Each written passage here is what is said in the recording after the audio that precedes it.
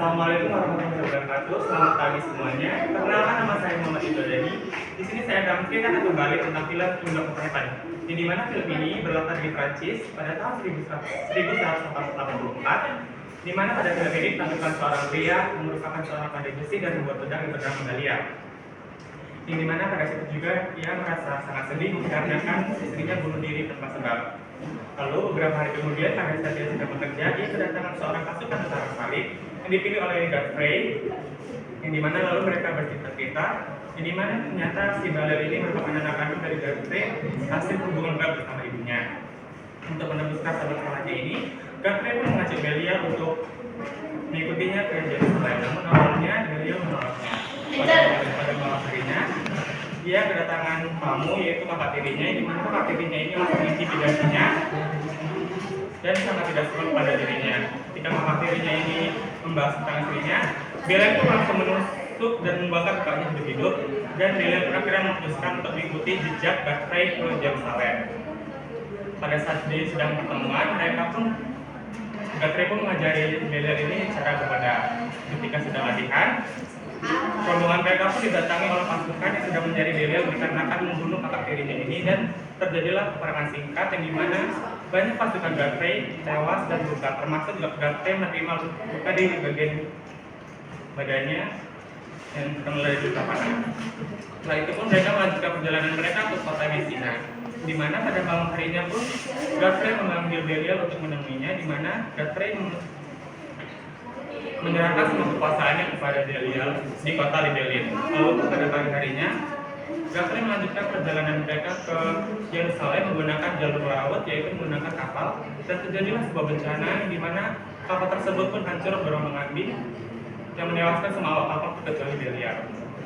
Pada saat berkeliling lokasi, Belial pun menemukan sebuah seekor kuda dan berencana ingin menjadikannya sebagai alat transportasi, namun kuda tersebut pun lari, dan mau tidak mau Belial harus menggunakan alat jalan kaki melalui padang pasir yang sangat panas. Pada saat perjalanan itu, dia menemukan seekor kuda itu, dan datanglah dua orang tentara Muslim yang mengaku bahwa kuda tersebut merupakan hak mereka. Dan Belial pun ingin memberikannya. Jadilah sebuah peperangan singkat di mana Belial membunuh salah satu pasukan tersebut, dan satunya lagi dimaafkan, namun sebagai gantinya satunya lagi harus menunjukkan jalan kepada Belial untuk pergi ke kota Palestina. Setelah sampai di sana, orang-orang di sana menyambut Belial sangat hangat dikarenakan mereka mengetahui bahwa Belial adalah anak kandung dari Godfrey tersebut. Pada keesokan paginya, Belial pun diajak berkeliling oleh orang-orang di sana untuk melihat keadaan sekitar. Dan betapa begitu Belial, dia melihat di mana pemandangan dua tentara salib ini juga membunuh diri dikarenakan membunuh tentara Muslim.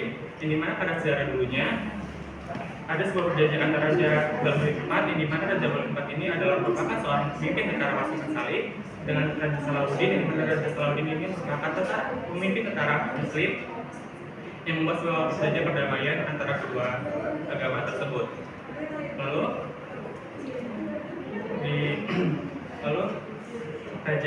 si Belial ini dipanggil oleh Raja Balduin IV, yang dimana si Raja Balduin IV ini berpesan kepada Belial untuk menjaga kota ayahnya, yaitu di kota Libelin. Dan Belial pun menurutinya, dan pada keesokan harinya Belial pun pergi ke kota Libelin, dan dia melihat kota Libelin itu sangat kering sehingga ia menyuruh untuk penduduk di sana membuat sebuah mata air, yaitu sumur, untuk dialirin agar di sana terjadilah sebuah tanaman. Setelah lama kemudian datanglah sebuah pasukan lagi yang dipimpin oleh si Belial. Si Belial ini adalah adik dari Raja Balduin IV, di mana dia memutuskan untuk menginap di sana, dan si Belial ini mempunyai rasa terhadap Raja Balduin IV. Di sisi lain, ada dua pembuat onar, di mana dua pembuat onar ini membunuh banyak tentara Muslim yang menyebabkan perdamaian antara kedua agama tersebut menjadi renggang dan sedikit rusak. Dan mau tidak mau Raja Balduin IV menambil lagi Raja Salahuddin untuk meminta perdamaian atas hal tersebut. Dan Raja Salahuddin berjanji akan menghukum kedua pembuat onar tersebut, yang dimana salah satunya akan dimasukkan ke dalam penjara.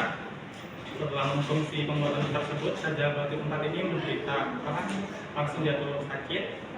Tak lama kemudian dia memanggil adiknya si Belial untuk meneruskan tahtanya kepada anak si Belial.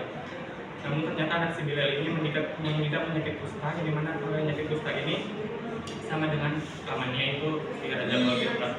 Dan si Bilal pun memutuskan untuk membunuh anaknya dikarenakan si Bilal itu tidak mau anaknya sama seperti pamannya yang menderita sakit kusta.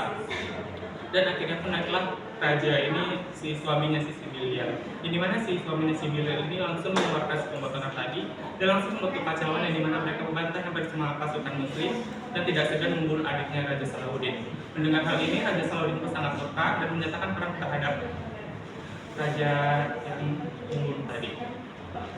Terjadi sebuah peperangan yang dimana Raja Salahuddin berhasil menangkap dua orang tersebut dan langsung menebas kepalanya si pembuat tangan ini. Dan namun Delia tidak mengikuti perang tersebut dikarenakan dia tidak mau ikut campur, dia lebih memilih tinggal di benteng. Keesokan paginya Delia pun melihat keadaan yang sangat mengenaskan di mana banyak sekali tentara Khalid yang terbunuh dan Delia pun memutuskan untuk membuat benteng pertahanan.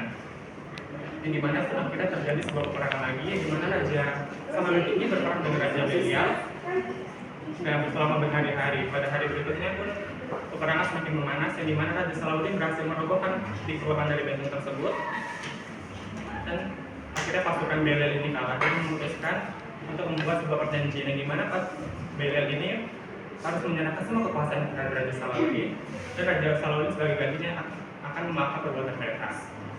Setelah itu pasukan tentara Salib ini kembali ke negeri mendiang si Belial untuk hidup di sana tanpa adanya rasa kekerasan atau peperangan. Dari saya, terima kasih semuanya.